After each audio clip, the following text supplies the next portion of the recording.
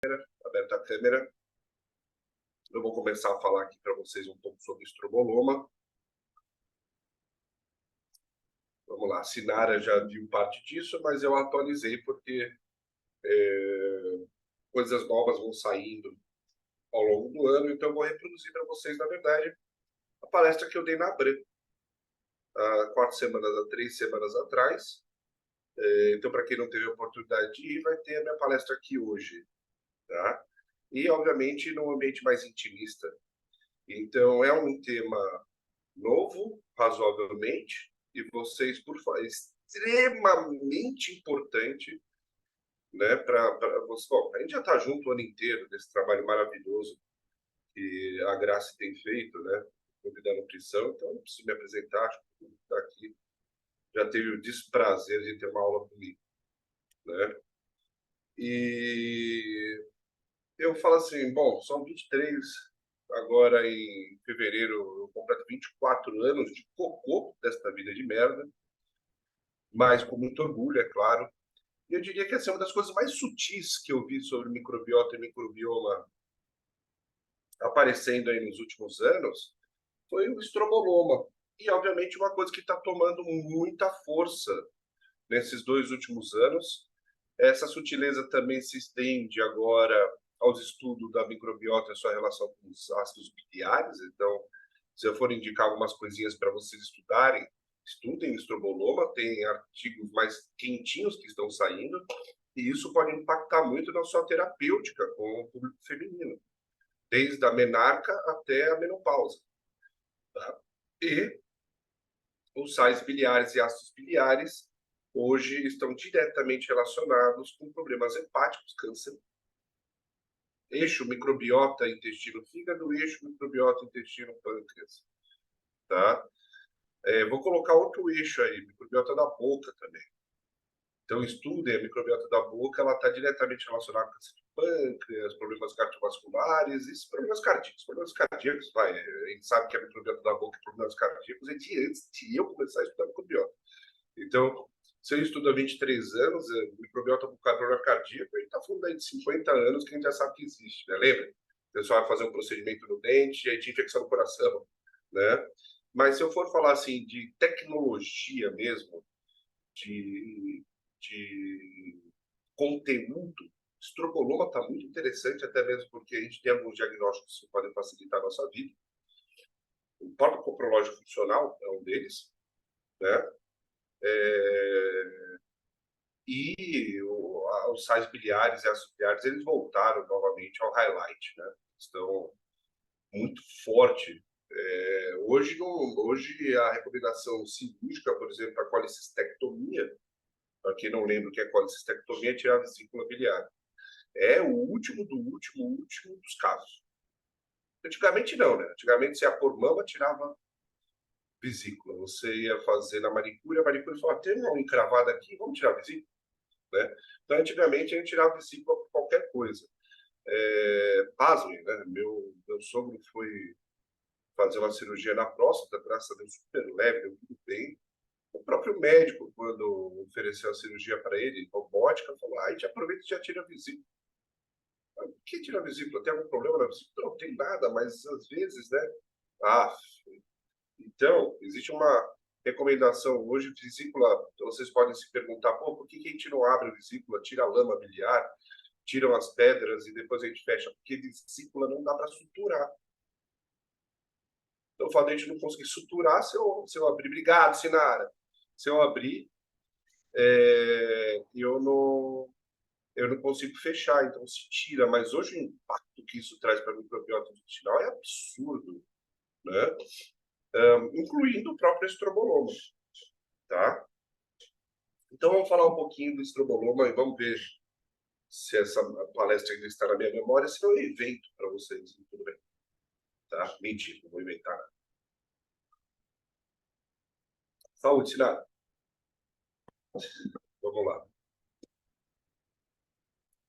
Deixa eu achar meu mouse aqui na tela. Bom, é um desenho que eu acho que representa bem como que a nossa microbiota deveria estar. Né? Por incrível que pareça, é um desenho bem, bem antigo, de antes de a gente ter até o termo probiótico. Né? Tem dois desenhos que eu gosto muito, que é esse e o outro que aparece um tubo digestivo, metade pedra, metade floresta, né? Que é muito conhecido, da década de 40. E essa é a microbiota que deveria ser a microbiota feminina. Né? A mulher ela sofre muito mais que o homem, né? A mulher é um saco de hormônios, milhões de hormônios, assim. Se você tirar um da linha, a mulher ela desanda inteiro, né? Muitos hormônios são relacionados com o efeito de outros hormônios, né? Homem não, homem é uma besta quadrada movida por testosterona, tá? Não tem muito segredo, né? Eu falando, né? Eu que estou no time inimigo, né? Eu falando para vocês, mulheres, né? Vocês sabem muito bem que o homem ele representa um saco de testo, praticamente. É lógico, tem estrógeno, que o homem também produz. Muito pouco, mas produz, né? Tecido gorduroso também, né?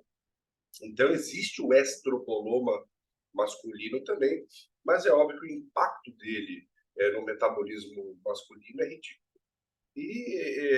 Então, a mulher, na verdade, ela depende que todos os hormônios dela estejam funcionando harmonicamente e de forma linear, né? E muitos hormônios, eles preparam o efeito para outros hormônios, né? Então, quando a gente fala de hoje a gente vai falar de estroboloma, a gente vai falar praticamente de estrógeno, né? Do ciclo estral. O ciclo estral vocês provavelmente nunca ouviram falar, né? Mas já ouviram falar de ciclo menstrual, né? É porque nós biólogos estudamos o homem como macaco. E nos animaizinhos, a gente chama de ciclo estral, né? E às vezes vale a pena vocês até estudarem o ciclo estral, porque ele vai falar de estro, diestro, proestro e metaestro, que são fases diferentes, né, do ciclo menstrual.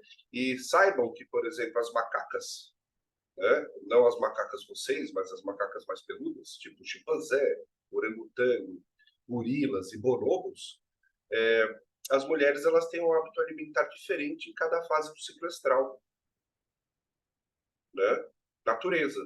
Né? Então, milhões de anos de evolução fazendo com que a mulher ainda tenha TPM, né? Macaca tem TPM, mas não é legal de se ver, e fazendo com que ela varie o hábito alimentar dela e, consequentemente, a sua microbiota ao longo do seu ciclo menstrual, né? Coisa que o homem não aprendeu, até mesmo que o homem não observa. Então, isso é muito interessante.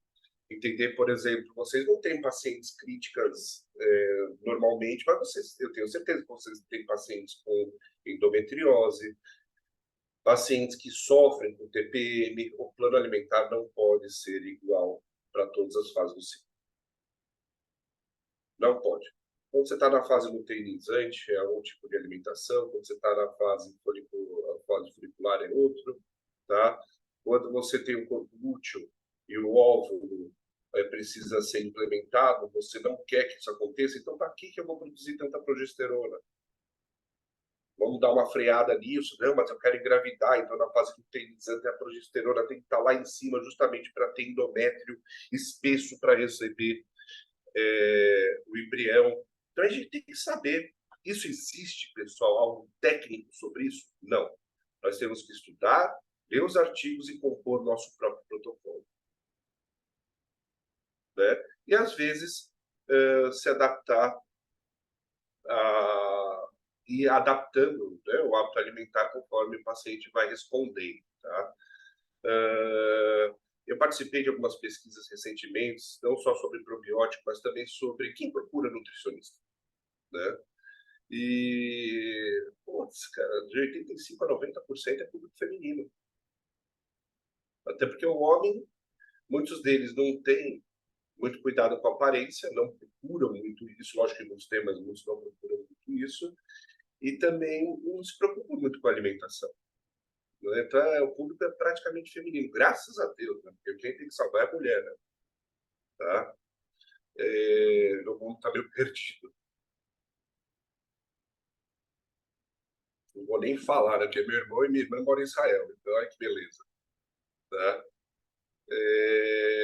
Tá tudo perdido. Tá guerra, os dois lados estão errados, é sempre assim.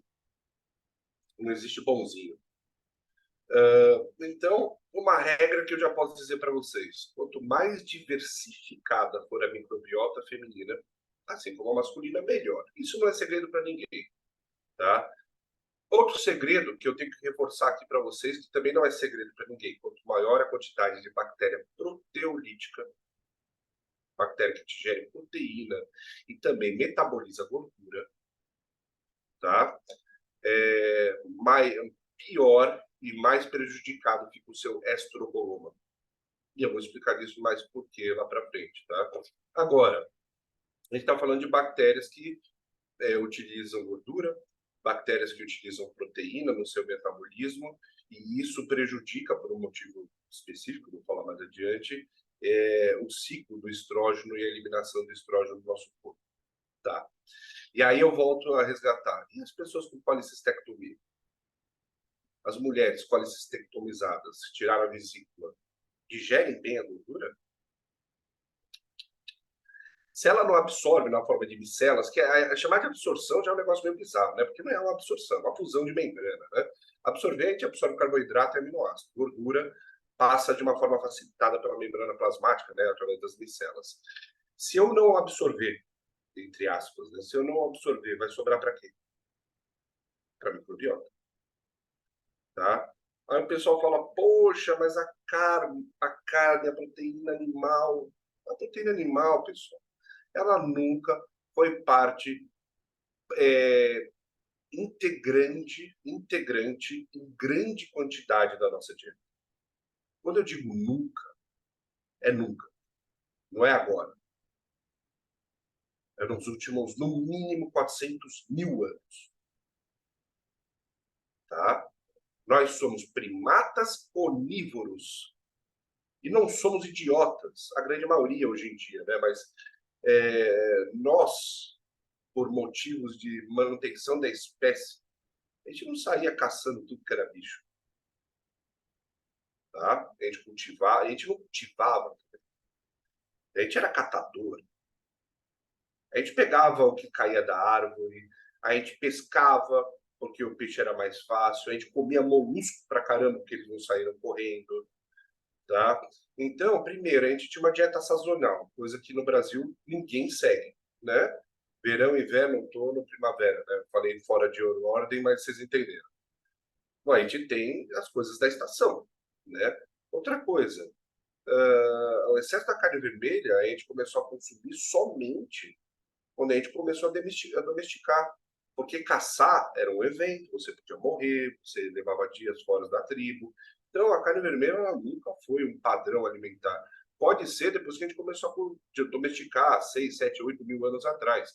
Alterou nossa epigenética? Alterou, mas eu não diria que alterou através de uma adaptação positiva. Tá? Somos onívoros, precisamos de proteína animal, nós sabemos disso. Mas não é ela que tem que se destacar no nosso hábito alimentar. E isso no Brasil é muito comum.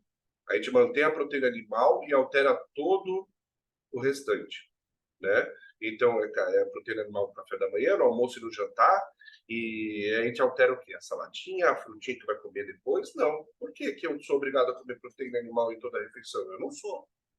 Nem se faz isso. Ah, mas o paciente está sarcopênico, então ele está doente. A gente já não está falando de um hábito alimentar. A gente já está falando de uma terapia nutricional. É diferente, tá? A gente vê muito nesse câncer, né? Eu trabalho com câncer há muito tempo, 3 anos, né? Junto com a Gisele Vieira. A Sinara teve a oportunidade de ter aula com ela já a turma não teve, né? E é surreal,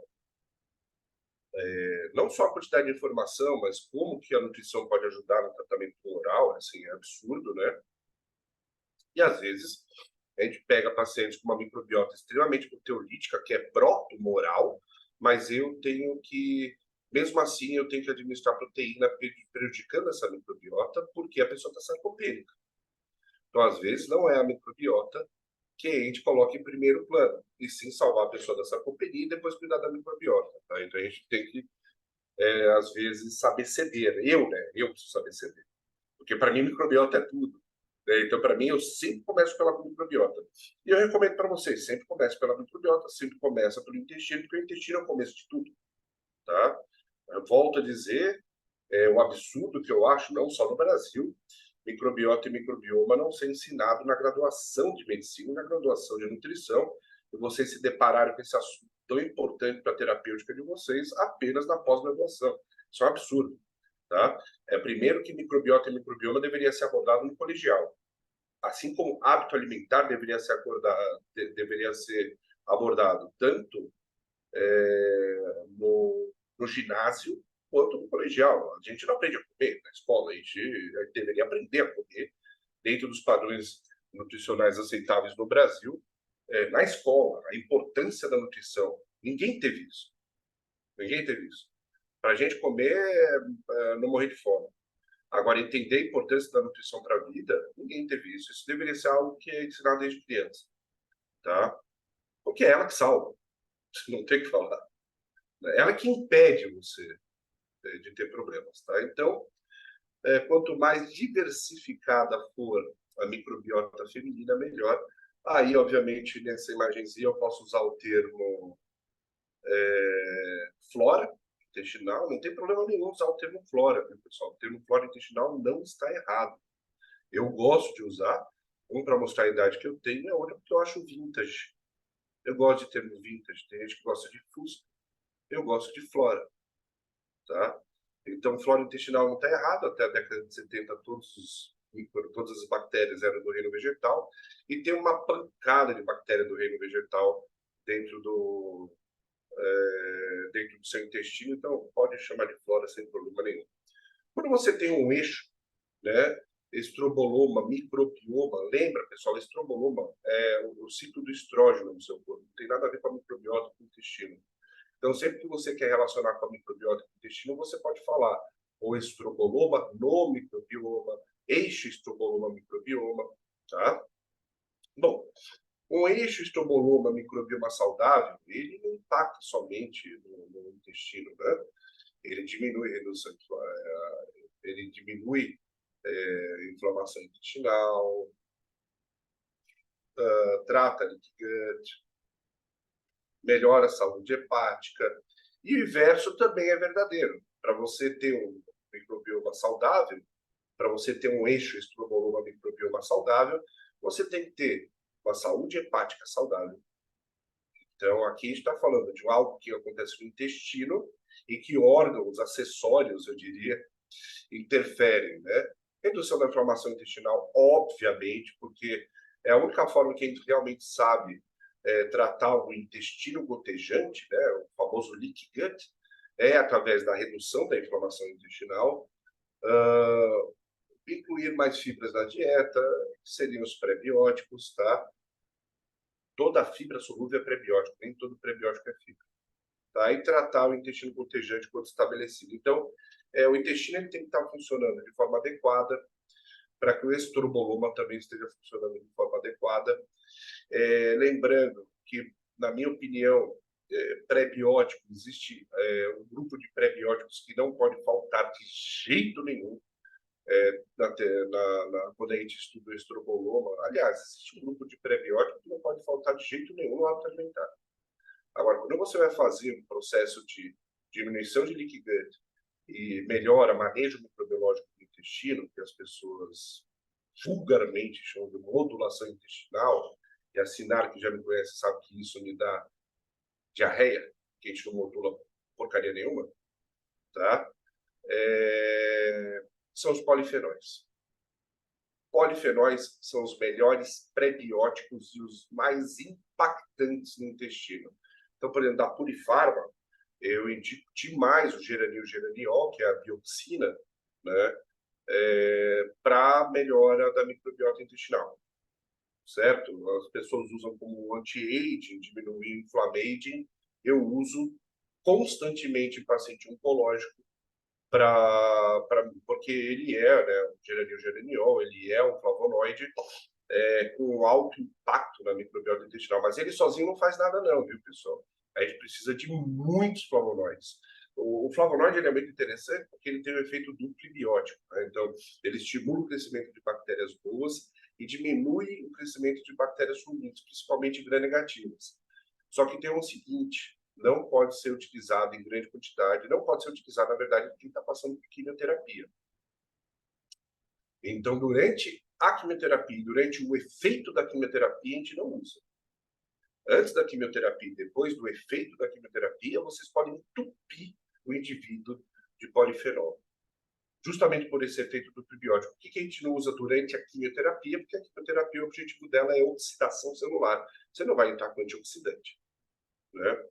E na imunoterapia, vocês podem utilizar tranquilamente. Então, polifenol é uma arma que poucas pessoas estão utilizando ainda para melhora da microbiota intestinal. E no caso do eixo estroboloma-microbioma, a gente vê uma diminuição absurda de substâncias estrogênicas, né? Estrogen-like, né? Tipo estrógeno. Então, eu recomendo muito, depois da menopausa, durante a vida inteira, mas depois da menopausa, pode entupir a mulher de polifenol, porque mal não faz. Só no caso de uma quimioterapia que você deve evitar durante, né, a quimioterapia, durante o efeito também, porque o efeito da quimioterapia perdura por alguns dias e nesses dias a gente não pode usar antioxidante, tá? Tomar um cafezinho. Então, para você ter um eixo estroboloma, que tem como a gente detectar o que gera problema no eixo estroboloma? Até tem. Tem no Brasil? Feito no Brasil, não. Né? Então, a gente teria que gastar aí 3, 4 mil reais para levantar 600 metabólitos para usar 3, né? Então, assim, a gente já sabe algumas bactérias específicas que causam esse problema. Então, no Brasil, por enquanto a gente não tem só esse marcador que eu vou falar para vocês adiante, é, é melhor evitar a bactéria proteolítica. E, pessoal, é melhor evitar a bactéria proteolítica sempre. É que no caso da mulher, ela é muito mais sensível. Tá? E a gente está falando, pessoal, de problemas como endometriose, câncer de mama, melanoma, problemas severos do metabolismo hormonal. Não é brincadeira quando a gente fala de estroboloma. O negócio é sério. Não é à toa que agora ele está no highlight.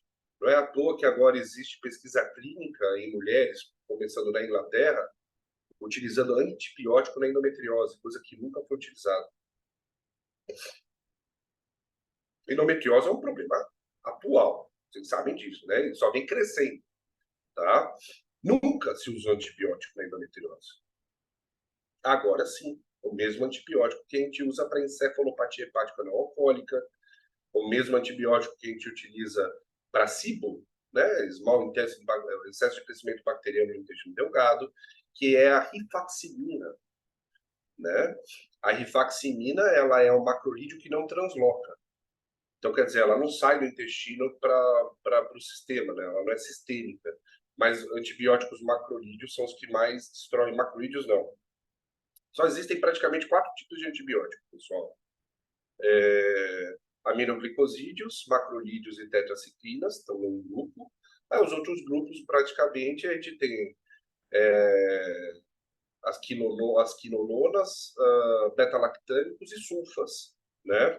E esse grupo dos macrolídeos, tetraciclinas e aminoglicosídeos são os grupos de probióticos de antibióticos que mais prejudicam a microbiota intestinal. Só para vocês saberem. Tá? Isso é de uma pesquisa da Nature de 2020 ou 2019.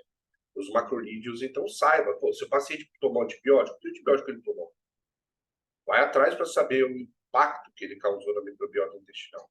E uma coisa interessante que eu tenho falado nas minhas aulas mais recentemente, aqui eu não vou falar sobre probiótico hoje, tá? Para vocês entenderem o que é o efeito de um probiótico. Então, eu vou deixar claro de uma vez por todas para vocês o que é o efeito de um probiótico. E vocês podem anotar, gravar, tatuar na testa.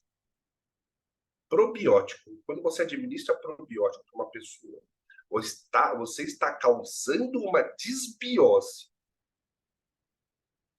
E essa desbiose você espera que tenha um desfecho positivo. Deu para entender o que eu falei? A administração de probióticos gera desbiose com desfecho positivo. E se o desfecho não for positivo? O que eu causei no intestino? Tá? Então saibam. Por quê? E para explicar por que eu estou falando isso para vocês. Hoje a gente tem parâmetros para definir se uma pessoa tem desbiose ou não. Quais são os principais parâmetros? Quantidade de bactéria proteolítica, Firmicutes mais Bacteroidetes. Firmicutes dividido por Bacteroidetes. A Sinara vai jogar o computador na minha cara, porque ela ouve isso há anos, todos os dias da vida dela. Né? Firmicutes dividido por Bacteroidetes. Firmicutes mais Bacteroidetes. Quantidade de bactéria proteolítica. E uma, que é a primeira de todas, que é a alfa-diversidade. Né? O que seria a alfa-diversidade? Quanto maior o número de micróbios diferentes, melhor. Até aí tudo bem para vocês? Tá? Certo. Então, quanto maior o número de micróbios diferentes, melhor. Se eu diminuir o número de micróbios diferentes, se eu tiver muito de um micróbio só, isso é desbiose. Porque, olha só, quanto maior o número de micróbios diferentes, maior a minha alfa-diversidade. Quanto maior o número de micróbios iguais, maior a minha beta-diversidade. O aumento da beta-diversidade é desbiose. Até aí, beleza? Vocês acompanharam? Então, vamos lá. Você tem, em média, 10 milhões, milhões, 10 elevado a 7, de lactobacilos acidófilos dentro de você. Aí você vai lá e toma 1 bilhão, só 100 vezes mais, de uma espécie só. Você aumentou ou diminuiu a alfa-diversidade? Diminuiu. Você causou uma desbiose. Mas uma desbiose que você espera que o desfecho seja positivo, senão não é probiótico. Hoje, quando a gente desenvolve um probiótico, a gente estuda em artigo científico probiótico, a gente não usa o termo probiótico. A gente usa o termo possivelmente probiótico. Por quê? Porque só vai ser considerado probiótico se trouxe benefício para quem tomou. E você só vai saber isso depois que você administrou. Então, quando você está administrando uma bactéria no paciente, ela é uma bactéria possivelmente probiótica. Quando você está administrando um pré-biótico para o seu paciente, ele é possivelmente pré-biótico. Porque o pré-biótico também tem que fazer efeito positivo. Então, vocês entenderam o que é o efeito de um probiótico? É uma desbiose que faz bem. Mas é uma desbiose. Tá? Então, eu sei que muita gente adora probiótico de paixão. Eu nem se fala, eu tenho uma fábrica de probiótico fora do Brasil. Só que ele nunca vai ser o ator principal. Ele nunca vai ser a primeira linha de tratamento. Ele sempre vai ser adjuvante. Vocês sabem o que é uma substância adjuvante? Uma substância adjuvante é a que melhora o efeito de outra. Então, você melhorou a dieta do seu paciente, começou a fazer exercício, terapia psicológica e tudo mais que a gente precisa para ter uma microbiota saudável. Você entra com probiótico para que tudo isso faça mais efeito. Senão, não entra. Ele sempre vai ser adjuvante. Ele sempre vai trazer uma melhora para um tratamento. Tá? Lembrando que probiótico é suplemento, pessoal. Suplemento, por definição científica e legal, não pode nem tratar nem prevenir doenças. Né? Então, as pessoas procuram a gente, procuram vocês. Que probiótico eu tomo para diarreia? Um probiótico chamado vergonha na cara. Primeira coisa é procurar uma nutricionista ou um médico para saber a origem da diarreia. As pessoas me procuram, elas falam assim: olha, a minha paciente está com diarreia, não sei quanto tempo, e é aquilo. Não, peraí, eu vou tratar uma diarreia sem saber a origem? Não dá. Tem alguma coisa errada com o paciente, precisa saber a origem. Eu posso amenizar até entender o que está acontecendo. Mas não existe o aceitar, aceita, entrega. Não. Se tem alguma coisa errada com você, você precisa saber o que é. Ai, mas é minha vida inteira. Eu falei, que merda, vamos mudar isso agora, então. Eu não vou aceitar que isso é normal. Mas as pessoas aceitam o que está errado com ela como normal. Não, não é normal. Tá? E eu acho que assim, ninguém é obrigado a ser pai ou mãe, até eu acho uma opção muito interessante, tem que ser respeitado, porque a maioria das pessoas não respeita.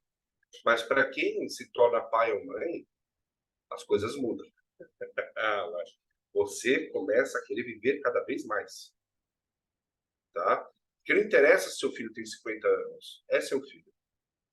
Ele sempre vai ser seu filho, você sempre vai querer orientar, tá? Então, para quem é pai ou mãe, sabe disso.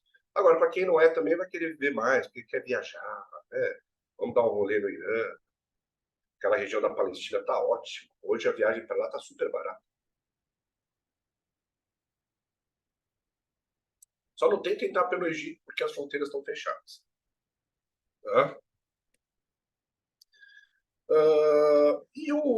Bom, o estrobolome em si, ele também, obviamente, ajuda de forma sistêmica em eu diria, em toda a fisiologia dependente de estrógeno, né?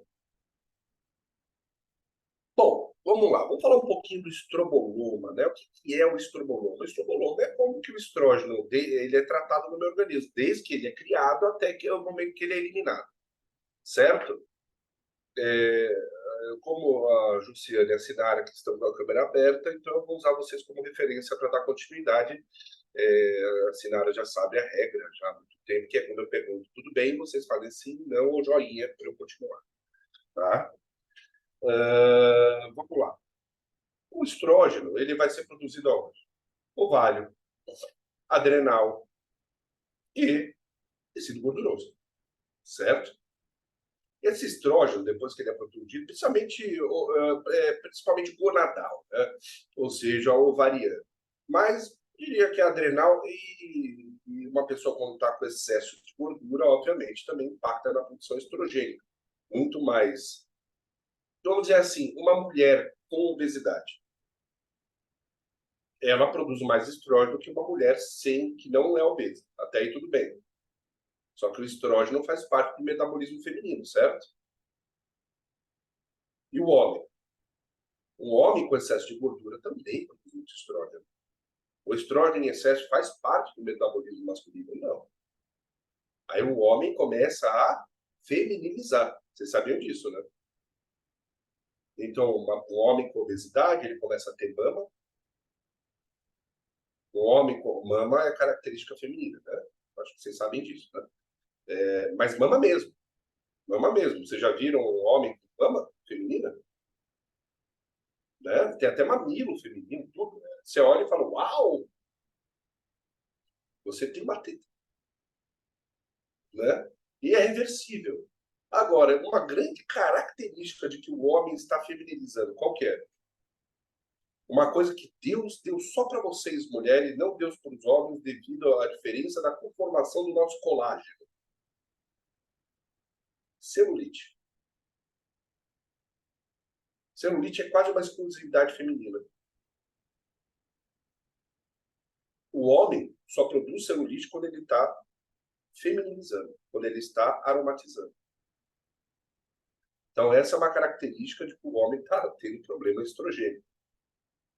Celulite. Vocês sabiam disso? O colágeno feminino é diferente do colágeno masculino. O colágeno feminino ele segura o assoalho da pele de forma perpendicular. Um processo inflamatório incompressível, que é a distrofia gonadal, né, a celulite, você degrada esses colágenos, o assoalho da pele cai. Aí você tem a celulite. No caso do homem, ao invés dos colágenos serem perpendiculares, eles são inclinados. Mesmo degradando esses colágenos, o assoalho não cai. Então você não tem celulite.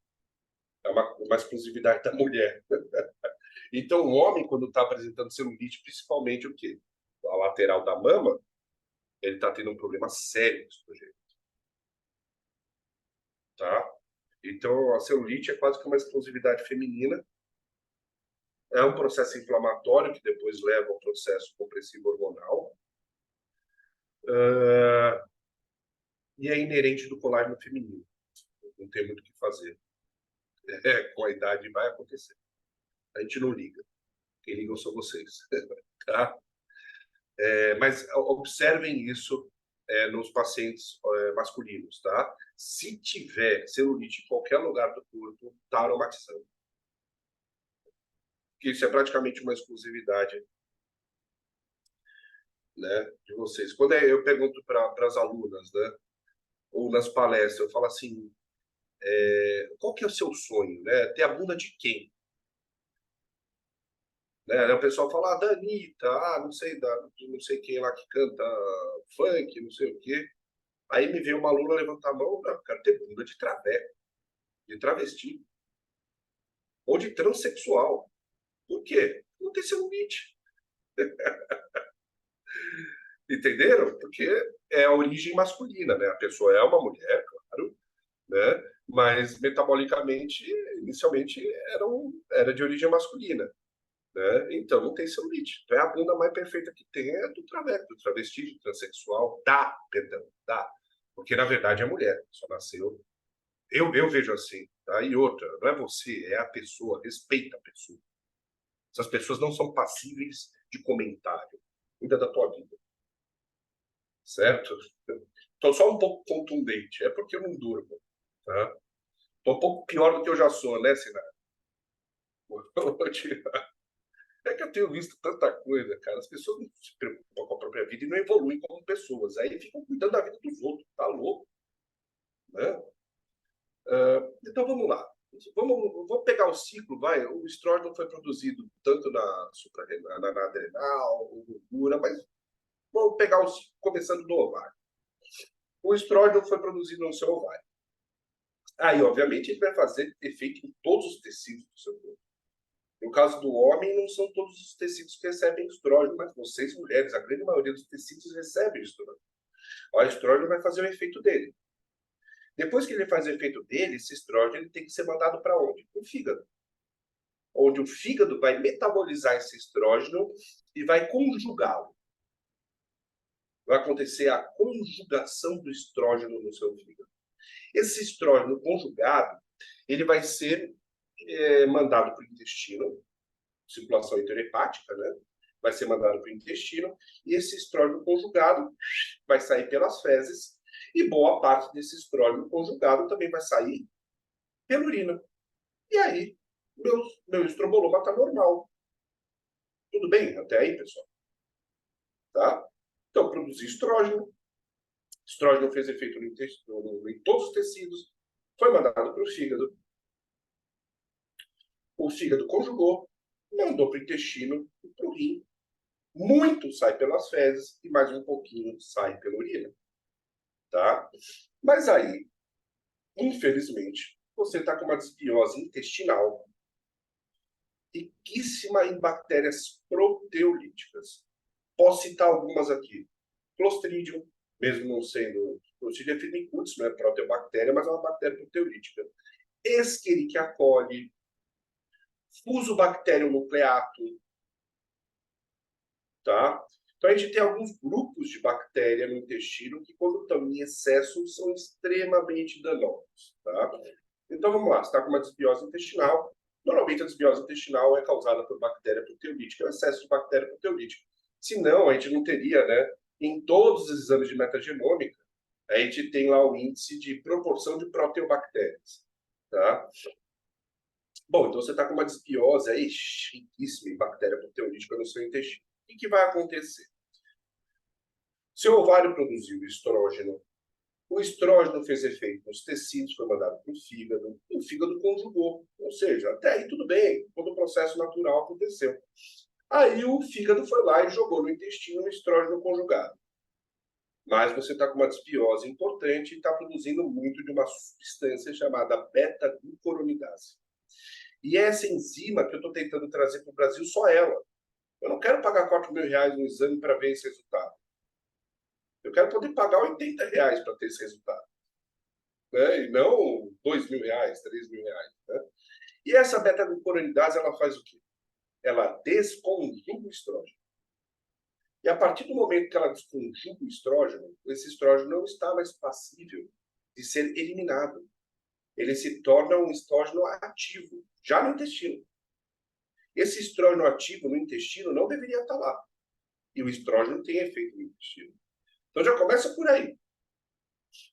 Aquele estrógeno que eu deveria ter eliminado, as minhas bactérias do intestino deram um jeito de reciclar. E já começa a ter efeito estrogênico no intestino. Aí chega lá na região ilíaca, acontece um negócio chamado recaptação estrogênica. A recaptação estrogênica ela é natural do nosso corpo, só que ela é baixíssima, ela é em pequena quantidade. Quando você tem uma desbiose por bactéria proteolítica com uma produção excessiva de beta-glucuronidase, essa recaptação estrogênica é muito maior do que a própria eliminação do estrógeno. E aí? E esse estrógeno recaptado faz o quê com a gente? É isso que ele está estudando agora. Esse excesso de recaptação estrogênica é capaz de fazer o quê? É isso que ele está tentando desvendar. Algumas coisas a gente já sabe, tá? Essa recaptação excessiva no quadro desbiótico, né, quando você não tem um estroboloma saudável, um eixo estroboloma saudável, está diretamente relacionado, isso a gente já pode falar, com câncer de mama e endometriose. Agora, como está relacionado, a gente está estudando, mas é óbvio que é o excesso da recaptação estrogênica. Tá? O que fazer, também estamos estudando, mas a gente já sabe que é necessária a diminuição de bactéria proteolítica. Então, peraí, eu tenho uma paciente que sofre com endometriose há 10 anos. Já fez até cirurgia. Eu não sou muito a favor da cirurgia, mas às vezes não tem jeito. Tá? Já fez até cirurgia. O que eu vou fazer? Vou fazer o seguinte, vou deixar ela vegetariana por 3 meses. Não estou falando que o hábito dela tem que ser vegetariano. Quando eu falo vegetariano, é vegetariano. É exclusivo. Tá? Já fizeram isso com você, paciente? Ela falou, nunca. Nunca ninguém mexeu na minha quantidade de proteína. Então vamos tirar a proteína animal. Vamos ver o que acontece. Pô, você já passou por cirurgia. Qual que é o problema de 2 ou 3 meses sem comer carne? Eu sou a favor de não comer carne. Eu respeito quem não come carne vermelha. Eu acho que tem que ter um pouquinho na nossa dieta. Mas vamos testar? Por que eu faria exclusivo? Vegetariano exclusivo? Para testar. Para testar. Melhorou? Porra, melhorou. Então provavelmente você estava com um problema no eixo estroboloma microbioma. Vamos manter uma dieta formalmente vegetariana? Com um pouquinho de proteína animal? Aí você introduz a proteína animal de novo, lógico, de fácil digestão, né? De preferência frango ou peixe. Somente preferência peixe. Tá? Mas, quer colocar uma carinha vermelha? Parte mais para boi, né? Não porco. Mas pode pôr. Mas espera aí, já tivemos um no norte, já temos um farol agora. Eu tirei a proteína animal de você, você melhorou. Então, alguma coisa aí tem, né? Por que não? Endometriose é um negócio que a mulher faz tudo para não ter, tá? Então, lembra, a gente já tem o que fazer para essas pessoas. Agora, pô, professor, minha paciente não tem dinheiro para fazer esse tema, mas tem dinheiro para fazer um coprológico funcional.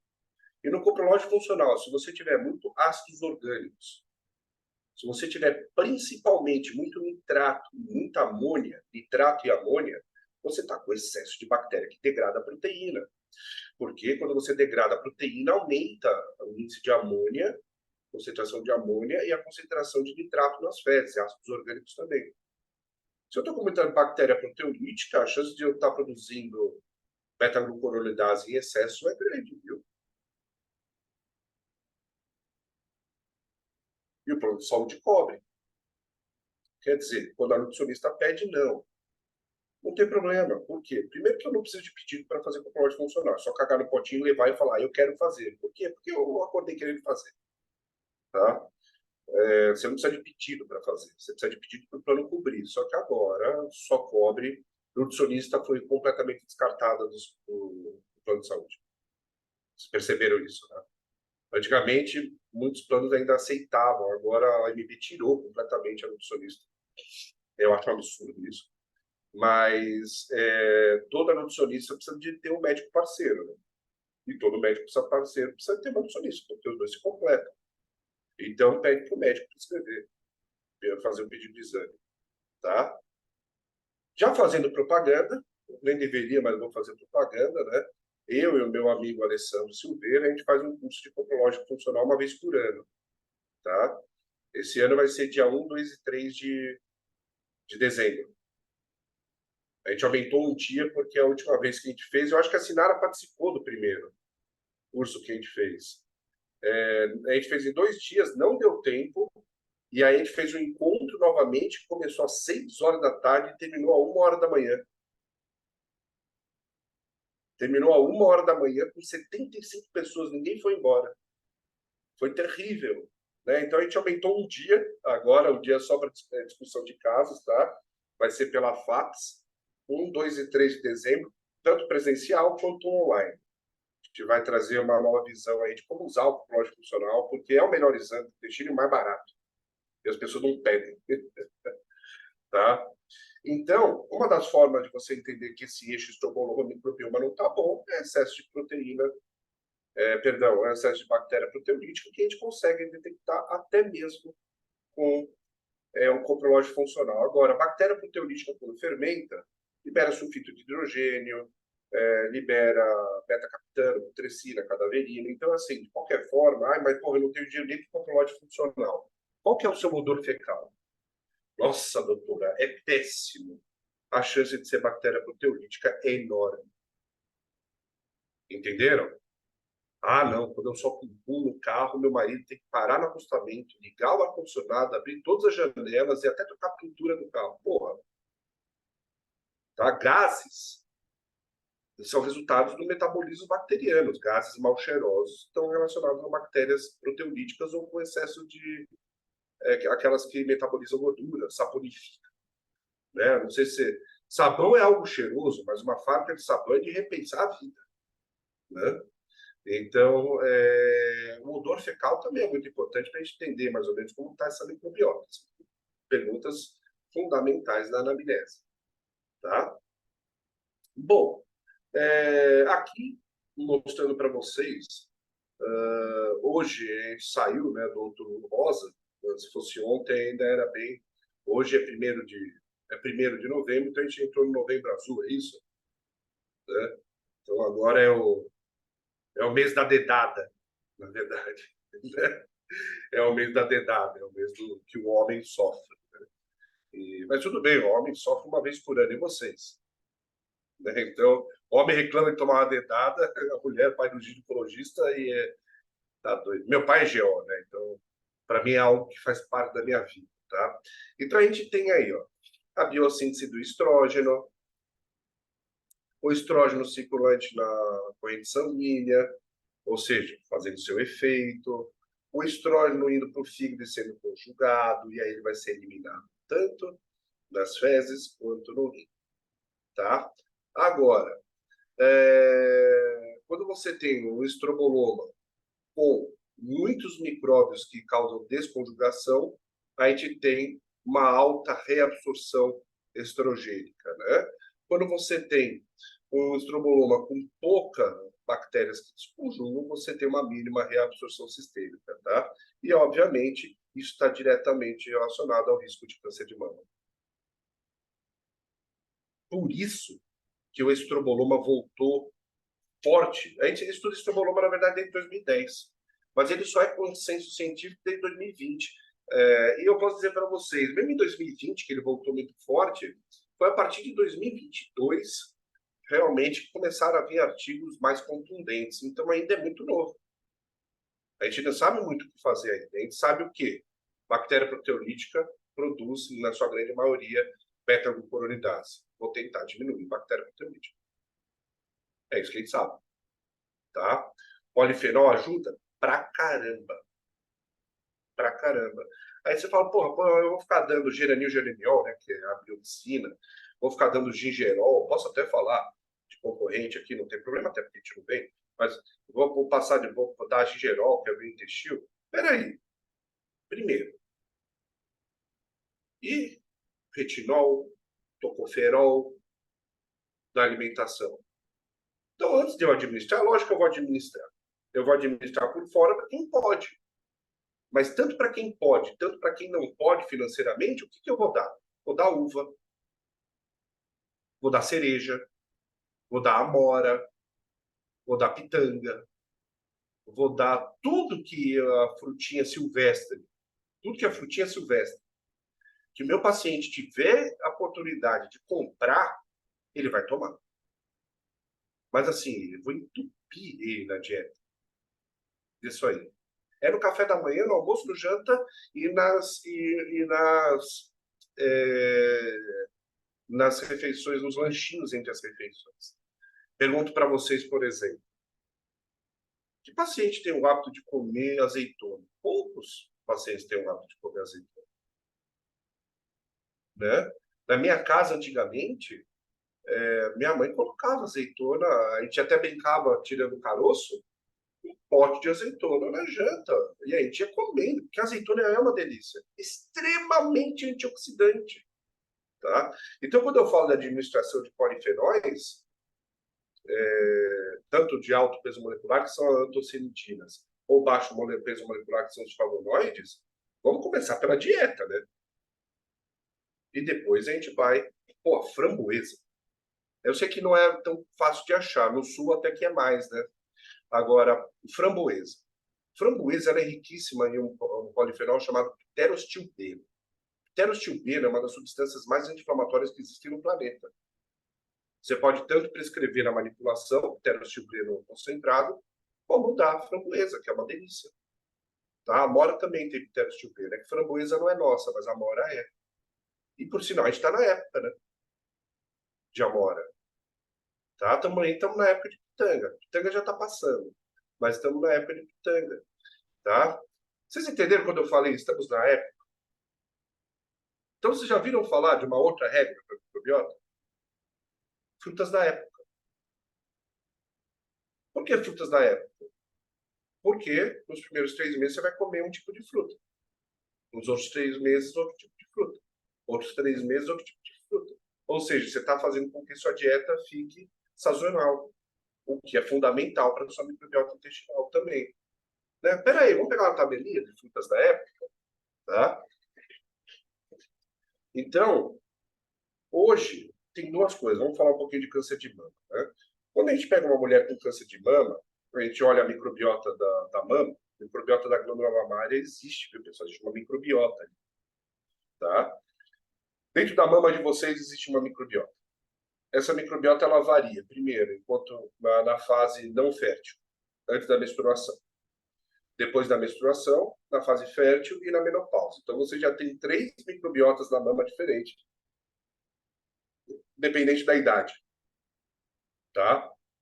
Outra coisa que altera, está lactando. Se você estiver lactando, na fase de lactação, sua microbiota é outra.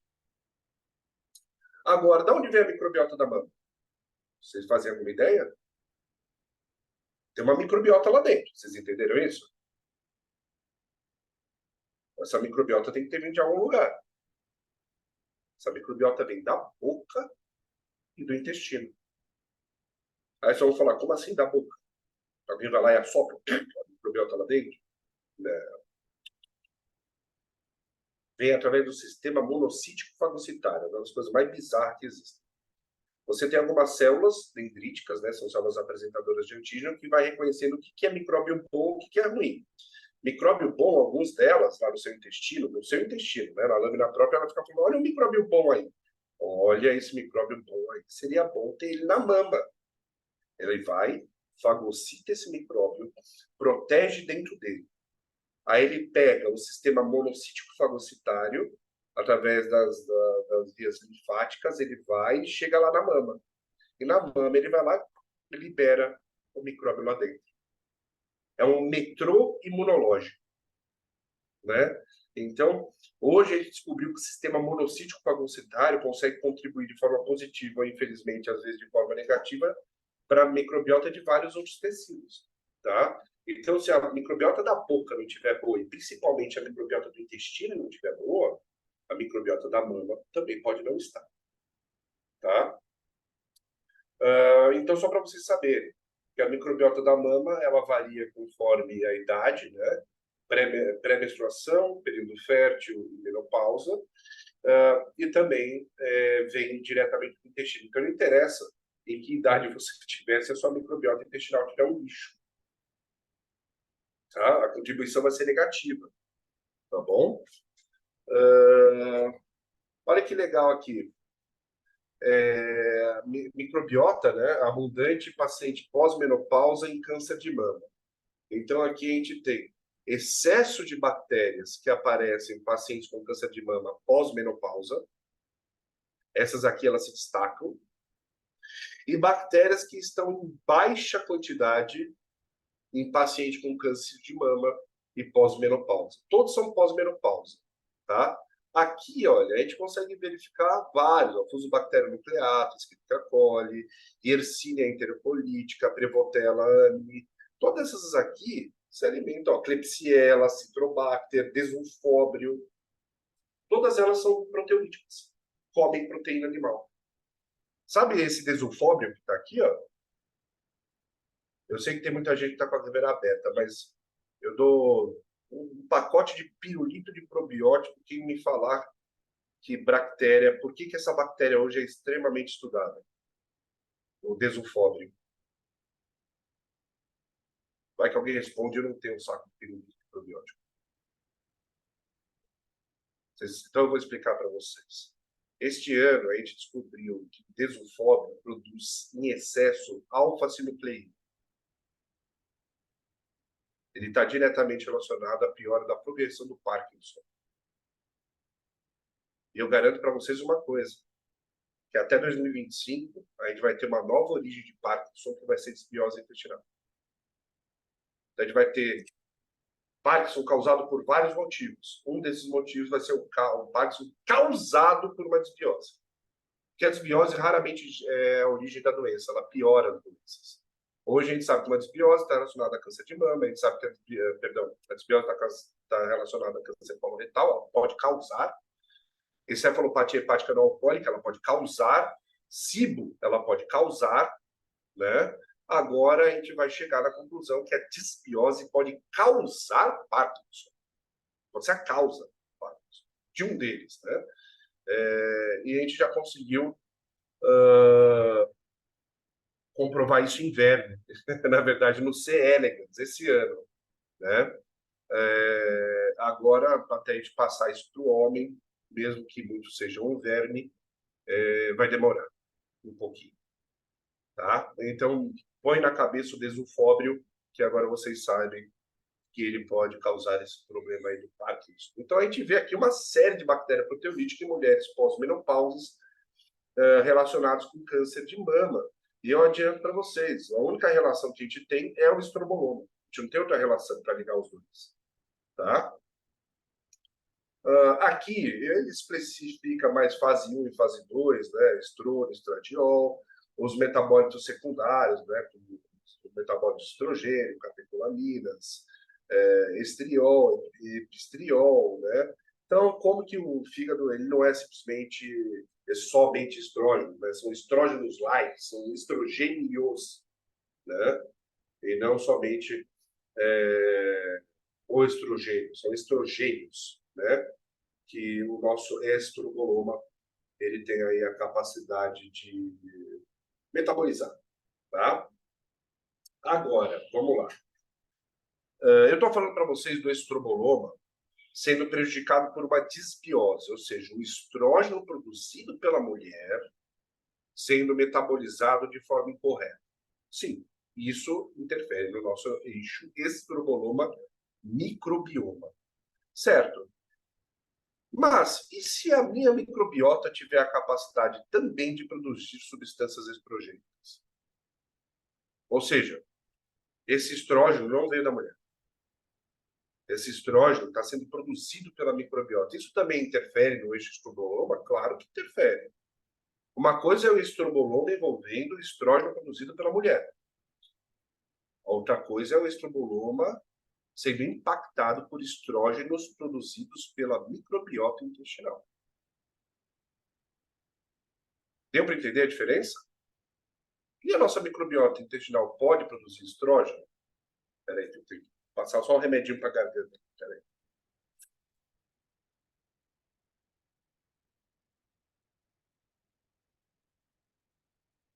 E a nossa microbiota intestinal? Ela pode produzir substâncias que a gente chama de substância estrógeno-like? Pode. E isso foi comprovado este ano. E, infelizmente, só com metagenômica cheirar uma menta piperita, a gente consegue detectar essa bactéria, tá? Eu estou pedindo para alguns laboratórios de metagenômica fazer um quadro específico para bactérias que realmente importam. Tá? Porque você pega um resultado de metagenômica, tem 80 mil bactérias ali, aí você chega para mim e fala, o que eu faço com isso? Não me interessa saber que bactéria tal não está, interessa saber se ela está produzindo substância ou não. Tá? Então, o interessante é procurar por bactérias específicas. E eu vou falar para vocês umas delas. Tá? Então, vamos lá. Uma coisa é o nosso eixo estroboloma-microbioma tratando o estrógeno produzido pela mulher. A outra coisa é o nosso eixo estroboloma-microbioma trabalhando com estrógenos-like, né? Substâncias estrogênicas produzidas pela própria microbiota. E existe. Eu vou mostrar para vocês a nossa amiga Creusa. Tá? Vocês podem chamá-la de Creusa, porque é muito mais fácil do que falar Adler-Creuza equalifaciens. Tá? O nome dela é Adler-Creuzia, mas vocês podem chamar de Creusa. Tá? Equalifaciens, vocês estão vendo o nome da espécie, né? O nome do gênero é Adler-Creuzia. O nome da espécie, Adler-Creuzia equalifaciens. A única equalifaciens é a Adler-Creuzia? Não. Nós temos uma que também se chama Slackia. Então, a gente tem a Adler-Creuzia equalifaciens e a Slackia equalifaciens. E por que ela se chama equalifaciens? Porque essa bactéria, essas duas bactérias que eu falei, a Slackia, pessoal, Slackia a gente não vai ver em metagenômica. Quem trabalha com metagenômica vai achar a Adler-Creuzia. Slackia não. Tá? A Adler-Creuzia equalifaciens, ela recebe esse nome de equalifaciens porque ela produz equol. Equol. E-Q-U-O-L. Equol. E vocês sabem o que é o equol? Equol é um fitoestrógeno. Olha o estrógeno aí. Só que normalmente estrógeno é hormônio, é algo muito específico, né, no ser humano. Normalmente a gente não reage a hormônios feitos para outras espécies, né? Mas no caso do equol, a gente reage. Ou seja, se você tem muita Adler-Creuzia, ela pode ou não estar produzindo muito equol. E se ela produzir muito equol, você vai ter um problema com o fitoestrógeno. Olha que loucura. Né? Por quê? Porque o equol é um fitoestrógeno-like. Ele causa mimetismo de estrógeno. Tá? O nosso corpo vai interpretar como estrógeno. Não vai usar como estrógeno, mas vai interpretar como estrógeno. Tá? Então, uma coisa é ter a bactéria. Só que essa bactéria não vai fazer mal algum, não vai produzir equol ou estrógeno algum se ela não tiver o quê? Meio de cultura para isso. Comidinha para isso. Qual que é o meio de cultura para essa bactéria e que a gente tem que evitar? O que essa bactéria utiliza para produzir equol? Isoflavona. Aí eu pergunto para vocês, que alimento é rico em isoflavona? Soja. Lembra que antigamente a gente falava que soja trazia problema hormonal? A gente falava da boca para fora. A gente nem sabia o que a gente estava falando. Tá, era uma alegoria. Olha que loucura, a alegoria atingindo a ciência. A ciência agora está comprovando que sim. O excesso de isoflavona vira um meio de cultura perfeito para crescer E. coli faciens. E esse excesso de isoflavona metabolizado pela E. coli faciens aumenta equol, que é um estrógeno. Então, a gente está conseguindo comprovar que o excesso de soja pode sim prejudicar a produção de substâncias estrogênicas. Agora a gente fala assim, pô, eu não como soja. Come. Tá? Você pode não comer a soja, mas tem soja em uma porrada de alimentos, pessoal. Tem soja em tudo que vocês imaginam. Graças a Deus, a Anvisa é casca grossa. Ou seja, se tem soja agora, é obrigatório estar no rótulo, naquela partinha escrito alérgenos ou alérgicos. Alérgicos. Né? Vai estar lá, contém derivados de leite, contém glúten, contém amêndoa de não sei o que, pode conter soja. Tá? Hoje é obrigatório você colocar ali se tem soja ou não. certo? E a maioria dos ultraprocessados carregam alguma coisa ou derivados de soja. Tá? Então, tem soja em qualquer lugar. A gente tem que evitar o excesso, não o consumo, mas o consumir em excesso, sim. Tomar cuidado com os vegetarianos, né? Que às vezes comem muita soja e aí também estão ofertando muita isoflavona. Então, o excesso de isoflavona está relacionado ao aumento de adletreones e colifáceis, que está relacionado à produção de ECOL, que impacta também no estroboloma. Tudo bem? Tudo bem até aí? Sinara está viva? Está travada? Não, não está. Então, beleza. Porque... Vamos continuar aqui.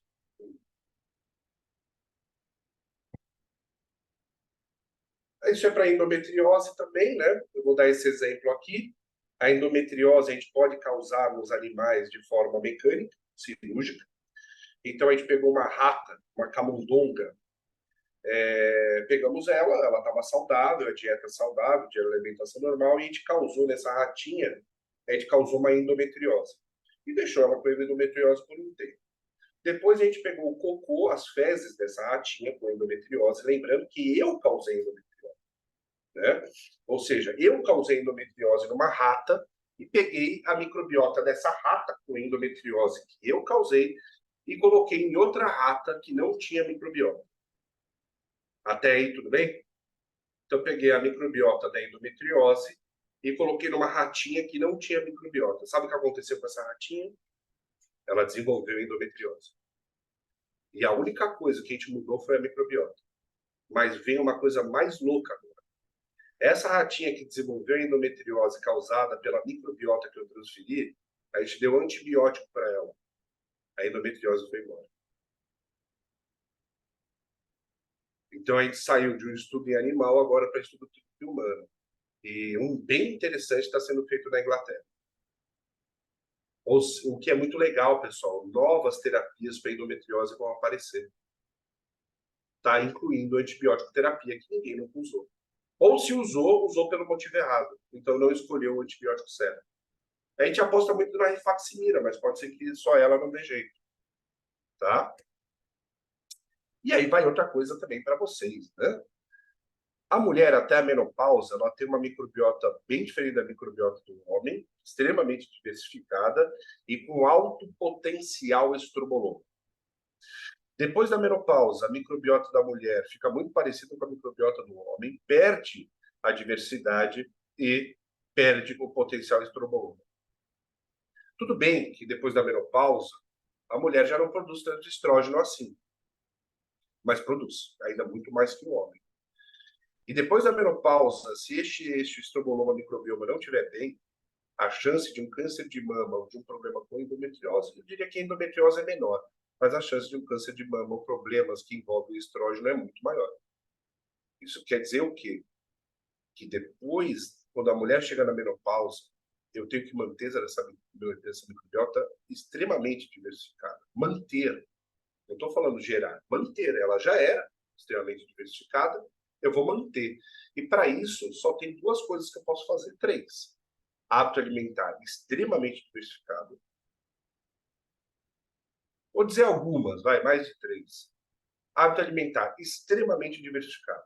Então, você tem que ter uma alimentação extremamente diversificada para ofertar o mínimo de um meio de cultura diversificado para fazer a manutenção de uma microbiota diversificada. Então, na menopausa, comer o mesmo prato em 2 dias seguidos não é recomendado.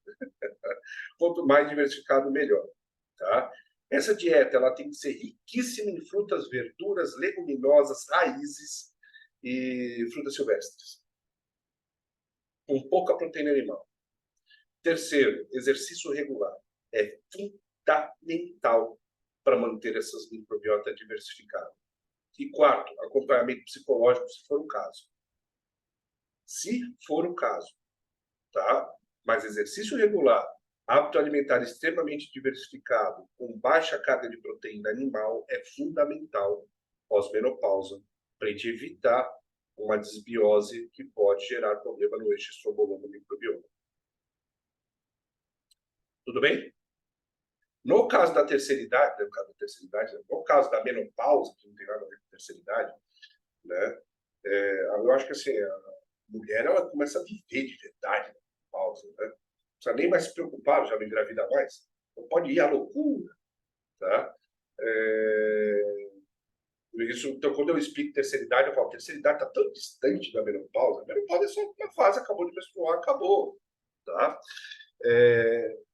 Quando entra na terceira idade, quando entra na menopausa, na mulher, o hábito alimentar extremamente diversificado é fundamental. E exercício muscular, não só fundamental pela microbiota, melhora o eixo intestino-cérebro, né, com a liberação de miocinas, mas também ajuda na liberação de vários outros hormônios fundamentais para a mulher. Exercício físico e hábito alimentar, normalmente plant-based, é o que a gente tem que fazer no menopausa. Certo? Sou a favor de reposição hormonal? Sou. Na menopausa eu sou. No pré-menopausa, no pós-menopausa, eu sou sim. Desde que seja feito por uma pessoa que entenda muito e acompanhado de uma nutricionista que entenda de microbiota. Porque você ficar colocando implante de estrógeno nas pessoas sem saber como é que está o eixo estroboloma microbioma, você pode estar prejudicando o quadro. Deu para entender isso? Você está colocando mais estrógeno, sendo que o seu intestino não está metabolizando isso. Então você pode estar prejudicando demais o quadro da pessoa e até gerando uma predisposição a câncer. Tá? Então, sou a favor de reposição hormonal, sou sim, mas quando muito bem feito e associado a uma dieta, um hábito alimentar saudável junto da nutricionista. Tá bom? Aqui eu mostro o efeito, né, dos estrógenos, tanto no homem e na mulher. O que acontece quando o eixo estroboloma está prejudicado no homem? A gente tem aumento de doenças cardiovasculares, aumento de diabetes tipo 2, aumento da inflamação, né, de diminuição da tolerância à glicose, né? E na mulher, a gente tem vários outros problemas, não só envolvendo doença cardiovascular e diabetes tipo 2, mas também envolvendo endometriose e câncer de mama, tá? Obviamente, o exposoma, acho que vocês já sabem disso, né? Eu falei para vocês, né? Quais são coisas obrigatórias que a mulher na menopausa ela tem que fazer? Exercício físico regular, hábito alimentar formalmente vegetariano, mas pode ter proteína animal, e exposição ao ambiente. Pessoal, isso é fundamental. Tanto para o homem quanto para a mulher. Mas para a mulher, ela impacta muito mais com o eixo estômago. A mulher, na menopausa, isso é a vida inteira, pessoal. Isso é, o que eu vou falar para vocês é a vida inteira, mas, obviamente, pós-menopausa é fundamental. Tem que ter exposição ambiental. O que é exposição ambiental? Vai passear no parque, vai na praia, tá? Vai fazer uma trilha na floresta. Quanto mais você se expõe ao ambiente, mais da microbiota daquele ambiente entra dentro disso. Então, obviamente, não adianta você, mas eu me exponho ao ambiente, qual? Urbano, da cidade de São Paulo. A microbiota de São Paulo é um lixo. Você tem que se expor ao ambiente rural, você tem que se expor à praia, você tem que se expor à floresta, à natureza, e dessa forma você se expõe a uma microbiota boa, que se entrar dentro de você e você fizer a manutenção necessária para que ela fique dentro de você, é fundamental na menopausa e na pós-menopausa. Então, ter vida social também. Então, é exposição à natureza, ter vida social. Ter vida social vamos sair para dançar, né? Vamos no cinema. Por quê? Porque daí você também recebe contribuição da microbiota de outras pessoas, boas e ruins. Se o seu sistema imunológico estiver bom, essa contribuição só vai ser positiva, tá? Então, vida social, exposição à natureza, e um hábito alimentar formalmente vegetariano, certo? Então, alterando o exposoma, você altera também a microbiota. A microbiota, infelizmente, conforme a gente vai envelhecendo, ela vai alterando por vários motivos. Seu sistema imunológico vai ficando senescente, seu processo digestivo vai ficando alterado, e tudo isso altera a nossa microbiota conforme a gente vai chegando na terceira idade, tanto para o homem quanto para a mulher. Só que no caso da mulher ainda tem um impacto muito importante no estroboloma, o que pode trazer consequências desastrosas, tá? Aqui eu só mostro para vocês, são metagenômicas em grande escala, mostrando que a nossa microbiota realmente vai alterando conforme a gente vai envelhecendo. O Elie Metchnikov, que é esse cara aqui, ó, o Elie Metchnikov, né, que estudou a microbiota, ele, na verdade, é o pai da microbiota do microbioma, mas ele terminou a carreira dele estudando, ele percebeu que tinha uma vila na Bulgária, onde normalmente o idoso passava de 90 anos. Pessoal, ele está falando de uma expectativa de vida acima de 90 anos, numa época que a expectativa de vida era 50 anos de idade. E ele se interessou por isso e começou a estudar essa vila. Ele falou, o que esse pessoal que mora nessa região faz de diferente do pessoal que morre com 57 anos? Era uma vila onde as pessoas comiam muito alimento fermentado. Tá? Alimento fermentado eu posso citar para vocês alguns não convencionais no Brasil. Chucrutes, picles, cebolinha, picles, são alimentos fermentados. Mas eu posso dizer para vocês que não eram isso, que não eram esses alimentos fermentados que eles comiam. Eles comiam muito iogurte natural, feito por eles mesmos, né, de fermentação natural, e muitos derivados, muitos queijos, né, queijos curados. Quanto mais curado, mais galactooligosacarídeo tem. Então ele percebeu que essa vila onde eles faziam o consumo de fermentados do leite, as pessoas viviam muito mais. Por quê? Porque a microbiota era diferente, óbvio. Tá? Olha que legal aqui, né? No útero, neonatal, infantil, crianças, vida adulta e terceira idade. Como a nossa microbiota varia em todas essas faixas etárias, isso é muito legal desse gráfico. E vocês estão vendo aí no útero, né? Presença da microbiota na placenta, na cavidade amniótica, no cordão umbilical e no mecônio. Certo? Não procede mais. Desde 2023, isso não procede mais. Tá? Nós temos microbiota na cavidade amniótica, nós temos microbiota na placenta, nós temos microbiota no cordão umbilical, nós não temos microbiota no mecônio, o bebê nasce estéril. Tá? Isso já é uma definição. Nós tivemos que mudar a nossa retórica, a própria Nature teve que mudar, porque a Nature falava que a criança nascia com uma pequena microbiota e estava relacionada com o desenvolvimento do sistema imunológico, a criança nasce sem microbiota nenhuma. Né? Isso que é muito interessante. Você tem microbiota no líquido amniótico, mas dentro da criança você não tem nada.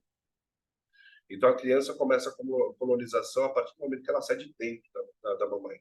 Lá dentro, o intestino dela não tem bactéria ainda.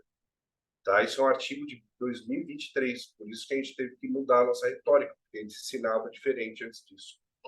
Tá? E é um artigo extremamente contundente que comprovou que realmente, a não ser que alguma coisa não foi captada, mas na teoria o bebê nasce estéril.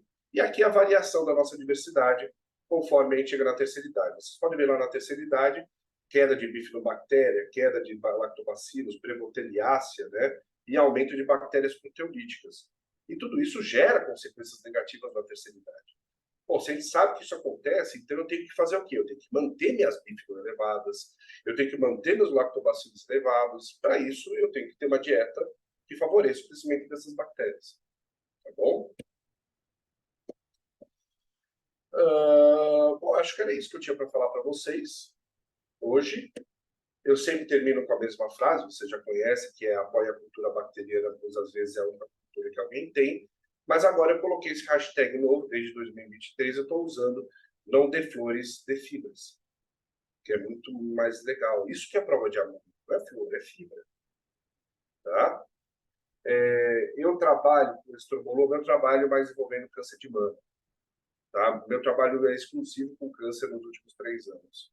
Eu não trabalho com microbiota e mais absolutamente nada nos últimos 3 anos. Então, toda semana, 2 vezes por semana, eu trabalho com microbiota e câncer de pacientes do Brasil inteiro e de fora do Brasil também.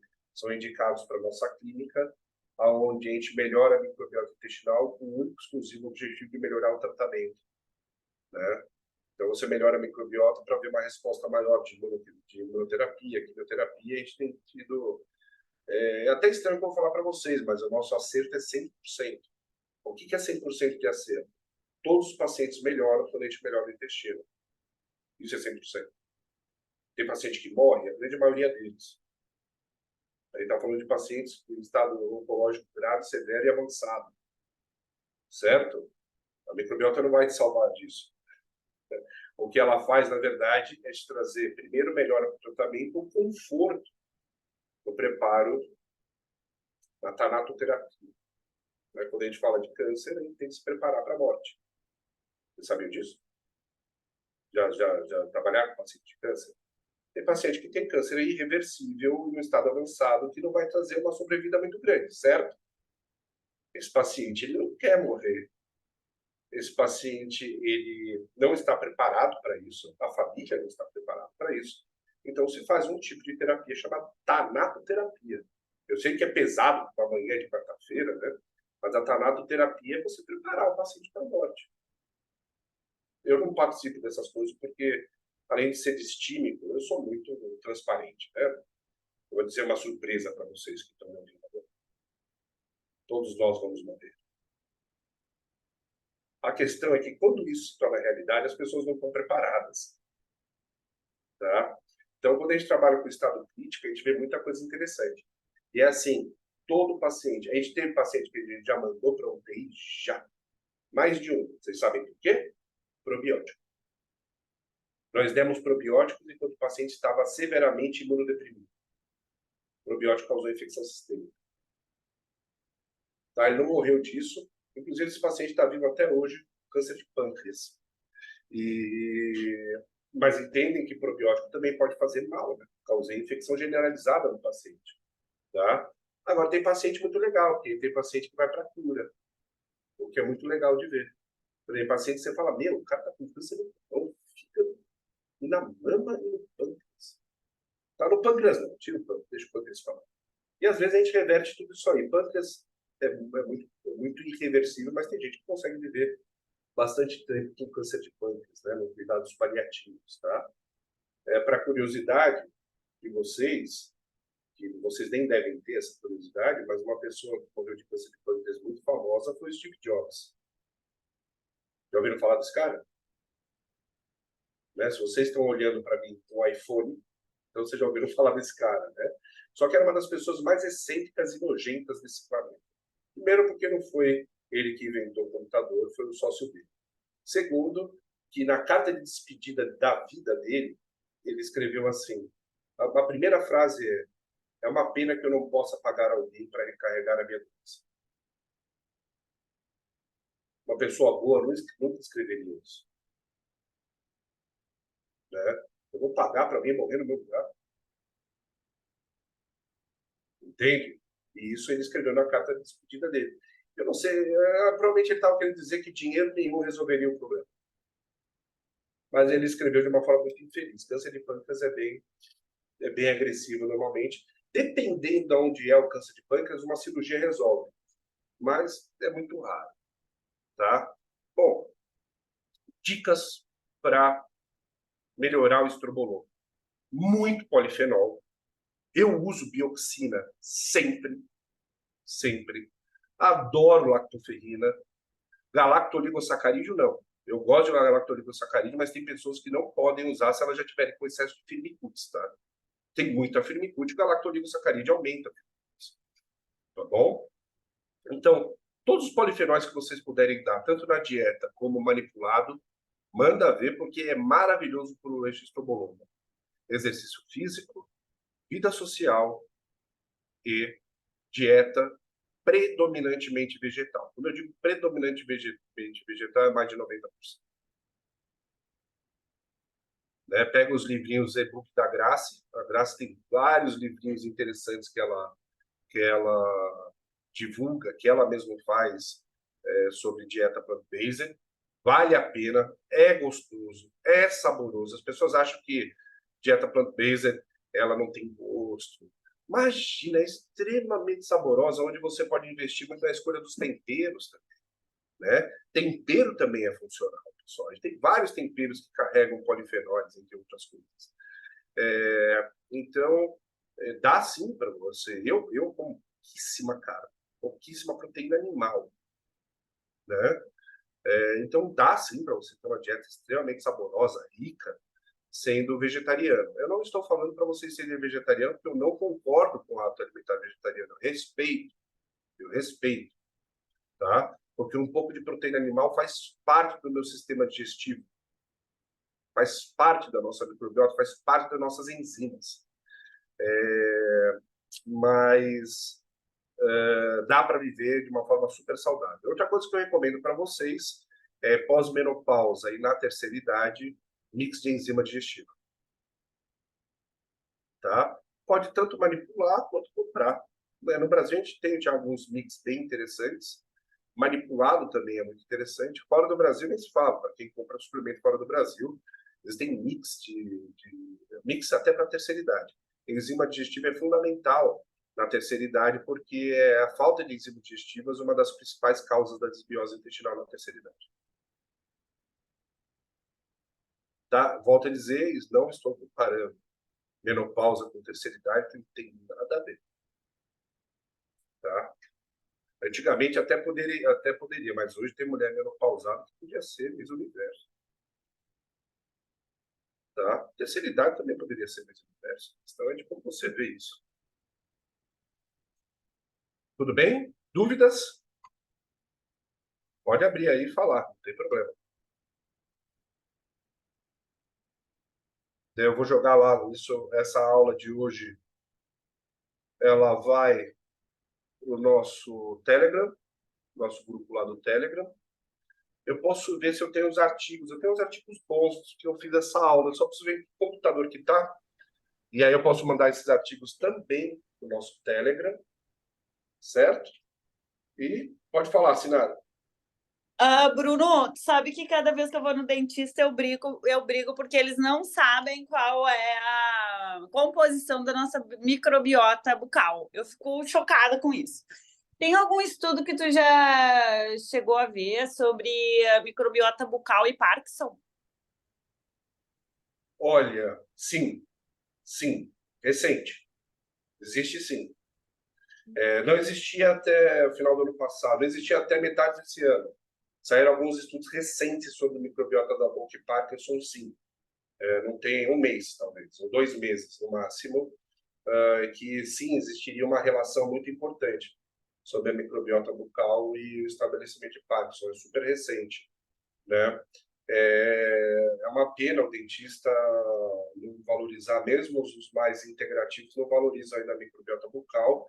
Eles não sabem da contribuição que isso traz para a microbiota proximal, duodenal, além de problemas, porque assim, a microbiota do pâncreas, por exemplo, ela vem do duodeno, que vem da boca.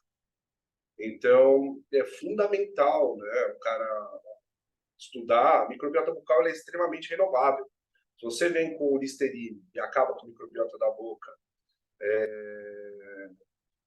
rapidamente, né, porque ela mata 99% das bactérias, em 20 minutos, boa parte dessa microbiota já voltou. Tá? Não sei se vocês sabem, a doença mais contagiosa que existe é a gengivite. A criança, e é fundamental, na verdade, a gengivite. Né? Porque a gente fala de gengivite, parece que a boca da pessoa está caindo. Na verdade, não é. Todas vocês têm, todos nós temos. Pessoas saudáveis têm, né? Essa deposição bacteriana que a gente supostamente poderia classificar como uma gengivite.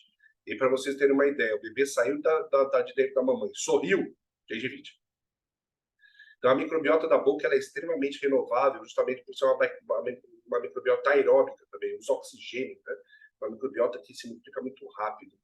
E a microbiota da boca, a gente fala que está at glance, ou nos highlights. Né? Ela voltou forte agora, a gente tem muito artigo sobre a microbiota da boca, uma por causa do Parkinson e a outra por causa dessa contribuição para a microbiota vascular. O que é a microbiota vascular? A microbiota vascular não é aquela microbiota circulante, tá, pessoal? Você tem 2 lugares onde não tem microbiota até o momento, tem 2 lugares no nosso corpo que não tem microbiota. Corrente sanguínea, certo? E cérebro. Mas eu garanto para vocês, pelo que a gente está vendo por aí, que cérebro também tem. pelo que a gente está vendo por aí. Agora, corrente sanguínea, não. O que seria a microbiota vascular? Aquela microbiota aderida ao vaso. Então, o nome faz sentido, né? Microbiota vascular.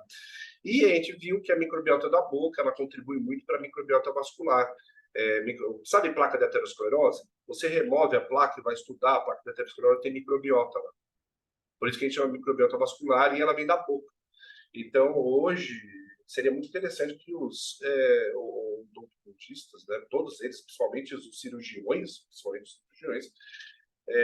estudassem um pouco mais dessa microbiota e a contribuição que ela pode ter. O cara opera a boca e começa a ter problema cardíaco. Né? Fala, Sinara. Eu vi que você pegou o mouse para abrir o microfone. Não, e esses implantes, né? Tudo estética, esses implantes dentários, tu vê que é uma agressão, é invasivo, e eles não fazem exame de microbiota de boca, não sabe nada, já sai colocando tudo, porque é estética e é muito dinheiro que rola. Enfim. Implante hormonal também. E o que tu acha sobre o óleo de coco para fazer higiene bucal, melhorar a microbioma da boca, microbiota? O óleo de coco em si, eu não acho. Porque assim, o óleo de coco ele é rico em ácido laurílico e láurico, né? O que tem um efeito, talvez, de estilo de interleucina 6, um pouco mais anti-inflamatório. Talvez, né? Talvez. Se a gente for falar de uma coisa que a gente pode assinar embaixo do óleo de coco, é que ele é energético, né? TCM, né? Agora, o óleo de palma, que muita gente acha que é óleo de coco, esse é interessante sim. O óleo de palma, pessoal, sabe quando vocês tomam TCM, vocês compram ele líquido e está escrito óleo de coco? Mentiram para vocês. Não é óleo de coco. Porque ele é óleo de palma, óleo de palmiste. Vocês já pegaram óleo de coco abaixo de 20 graus, ele vira uma manteiga, não é? Então, como que eu posso ter óleo de coco líquido? Não dá. Né? Óleo de palma ou óleo de palmiste, que é o TCM líquido. Então, o óleo de palma ele é riquíssimo em ácido caprílico, capróico e cáprico, extremamente antifúngico. E tem uma contribuição interessante para a microbiota. Então, eu recomendo, sim, o uso de TCM. Fazer bochecho. Exato. Você pode até fazer bochecho e engolir o próprio TCM, não tem problema. Ele é limitante, né, no que ele oferta de nutriente. Tá? Então, como diria meu pai, TCM, óleo de palma, tá? Que é esse TCM líquido que a gente compra sem aroma, compra ele puro e usa por todos os orifícios. É o que meu pai fala. Vai tomar? Pode tomar pela boca, fazer higiene bucal. Vai transar? TCM, óleo de palma, sem dó. Por quê? Não seca, não resseca, ele não só sai no banho, tá? 100% natural, extremamente antifúngico. Extremamente antifúngico. A própria Forever Living vendia um produto chamado Caprilex, que era para pingar na unha, que era óleo de palma concentrado. Caprilex não vende mais, tá? Então, o TCM, bom, eu já fiz, desde que eu saí da Vitafora, eu fiz uns 3 ou 4 produtos para a indústria do... Como é que chama isso? Indústria... Como é que chama, Graça? Não que você saiba. É a indústria do sexo? Não. Como é que eu sei a indústria do sexo? Não sei, por isso que eu estou perguntando. Você é farmacêutico, você pode me ajudar. Como chama a indústria do... Não a indústria do sexo, não vender sexo. Indústria que faz produto para... Produto íntimo? Não. É produto para prazer. Sex shop? Mas é produto erótico. Pronto, lembrei. Eu já trabalhei para empresas que fazem produto erótico. É fantástico, cara. Ali, você perde que tipo de preconceito. Mucosa, né? Vão estar lidando com mucosa todo o tempo. Exato, exato. E eu fiz 3 produtos. Um eu me lembro muito bem, que foi fantástico. Todos eles, a base é TCM. A gente usa a base TCM porque não seca e porque é antifúngico. Para todos esses produtos, a gente usou essa base. Mas um deles, é produto erótico, né? Primeiro que quando você entra nessa vida, você dá muito, muito valor ao sexo. E você entende que num quarto fechado, não interessa quantas pessoas tem lá dentro, mas de um quarto fechado, é super importante. Eu acho que é super importante tanto para o homem quanto para a mulher ter isso resolvido na cabeça, sexualmente resolvido, né? Porque isso é muito difícil, ainda mais para o homem que está cheio de preconceito, né? E para a mulher também, porque... Ó, Grazi, a Leia falando que tem interesse nos seus livrinhos plant-based, né? Eu achei que ela estava interessada na aula de produtos eróticos. Ah, não, acho que a Grazi nunca fez produto erótico. Eu já fiz alguns, até para fora do Brasil. E você entende a importância do sexo, né? Do prazer em si, para bom, só quem trabalha quem trabalha com isso vê como é um mercado extremamente bilionário e também a importância de se buscar a realização sexual. Eu acho isso fundamental. Não interessa com quem e como, desde que seja feito de forma consensual. Tá? E eu fiz um que eu me lembro muito bem, que a gente colocou no bastãozinho. Era um bastão. A base dele a gente usou TCM e óleo de coco justamente para virar um batom, certo? Então você girava eles e saía o batom. Era um batom para passar na região vaginal, né? Que lubrificava e o que tinha nele? Sorbitol.